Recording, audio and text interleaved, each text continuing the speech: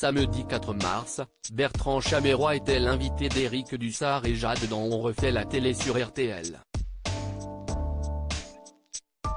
Le chroniqueur de C'est à vous est revenu sur sa longue traversée du désert après son départ de TPMP et l'arrêt de son émission sur W9.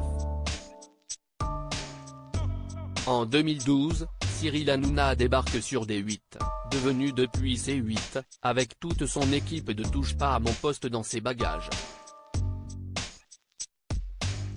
L'animateur en profite pour lancer dès la rentrée sa dernière trouvaille, un jeune comédien du nom de Bertrand Chameroy. L'hilarant chroniqueur passera 4 saisons au sein de l'équipe de Baba, avant de prendre son envol pour animer sa propre émission sur W9, OFNI. Malheureusement, cette dernière sera un échec d'audience et sera annulée au terme de sa première saison. Il tente alors un retour dans TPMP, mais sa nouvelle chronique ne plaît pas au public et s'arrête après seulement 4 jours d'antenne. Il faudra attendre fin 2020 pour le voir réapparaître à la surprise générale au sein de l'équipe d'Anne-Elisabeth Lemoine dans C'est à vous, où ses hilarantes chroniques ont fait de lui l'un des piliers des dernières saisons. Au début, je le vivais assez bien mais cette traversée du désert, alors qu'il semblait promis à un brillant avenir dans le PAF, Bertrand Chameroy ne l'a certainement pas oublié. Invité de Jade et Éric Dussart ce samedi dans On refait la télé sur RTL, le chroniqueur de France 5 est revenu sur cette période synonyme de grosse remise en question.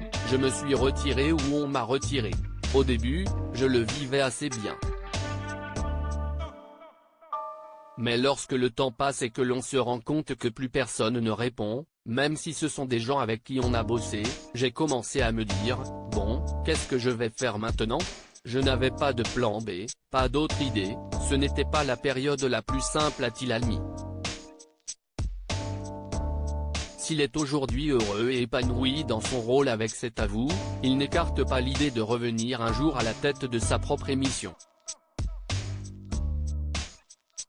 Il faut que ce soit quelque chose qui me corresponde et que je relise sur un papier toutes les erreurs que je ne veux pas reproduire.